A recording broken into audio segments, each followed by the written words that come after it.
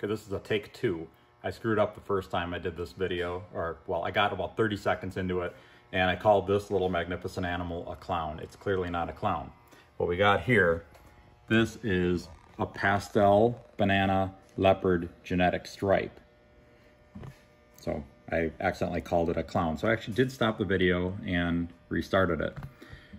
So anyway, I was hoping to see what this looks like without pastel in it, because pastel kind of actually reduces the influence of the leopard a little bit. You still get a nice, pretty vibrant, high contrasted stripe through there.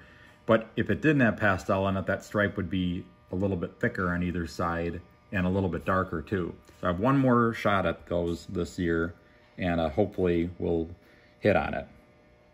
That's definitely one of my favorite genetic stripe combos. I love everything with leopard and genetic stripe is just awesome, and this was not a disappointment at all. I was really, really happy with her. Yeah, and it's a female too, so guess what? She's a holdback. Okay, next one I want to show you. I'm going to do a handful of genetic stripes first, and then we've got some other stuff here as well. So this clutch I showed on Instagram and Facebook a couple weeks ago already, and we got a huge response from it. And I've been producing genetic stripe, or Orange Dream genetic stripes for several years now, and I have a few for sale too. And but for some reason, when I showed this clutch, everybody went gaga over it. So maybe I'm onto something here now. Anyway, so I got a bunch of Orange Dream or Super Orange Dream genetic stripes. And I want to see what happens when you put leopard into this as well. I really, really want to see that. So this one right here, I think this is just a lower expression Orange Dream genetic stripe. It's a little too colorful to be just a normal genetic stripe. And this is from breeding an OD genetic stripe to an OD genetic stripe. Just, you know, I would think that some of these, if not all of them, are supers. Oh, there's the phone.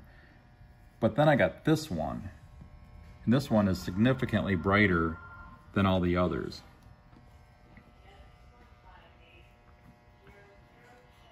Look at the colors on that. I did hit on a Super Orange Dream genetic stripe male last year, and I held him back. So I'm going to try breeding him to the Orange Dream genetic stripes. And I've got some Orange Dream Fire genetic stripes and a few other different combos with Orange Dream in it too that I'm going to try putting him to. I don't know if there's just some of these are just more intensely colored than others, and these are all supers or what. I mean, I really haven't produced a lot of them over the years, and I've actually I have several from 2019 that I'm just still growing them up, just trying to see if they're supers or regular Orange Dreams. So this one's definitely my favorite of the clutch. This one's got to be a super too. I think. I don't know. This one just has such really nice orange colors in there. So now the big task is figuring out what other genes, other than leopard, what other genes I want to put into that to make that even more intense. Okay. Next one's here. Got a couple pieds to show you. This clutch is from a Bongo Pied bred to a Pied. Here's a Bongo Pied. Another Bongo Pied. The Pied influence really busies up that pattern a lot. Here's another Bongo Pied.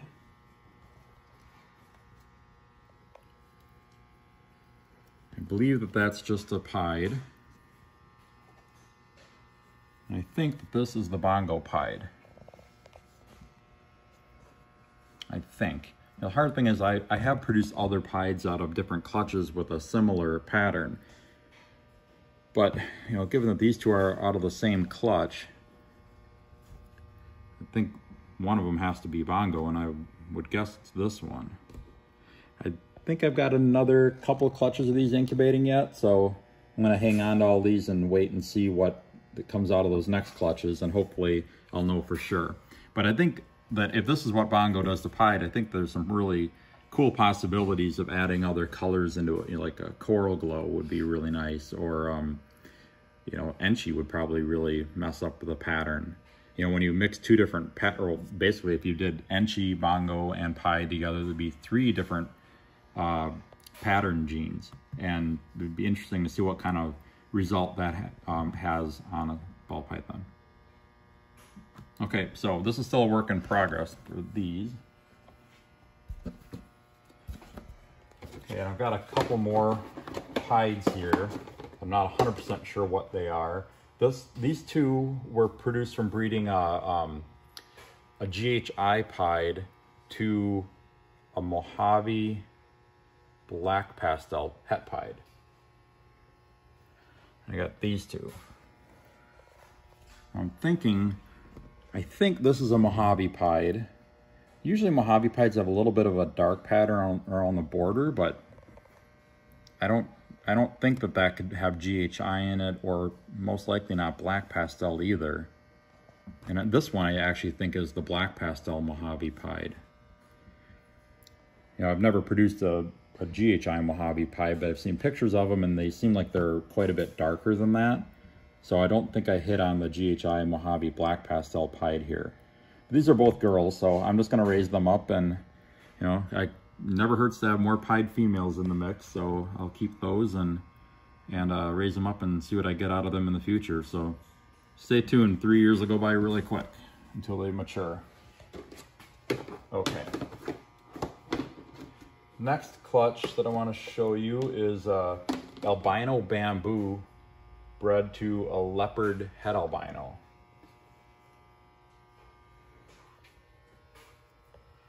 We got an albino here. It's a little pastel-like. I don't think there was pastel in the breeding though. Here's a really, really nice albino leopard.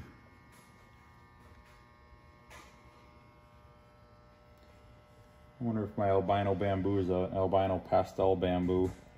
So now that I'm looking at these 2, they definitely look different.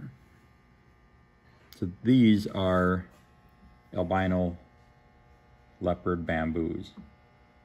If I had to guess, I'd say this is a pastel.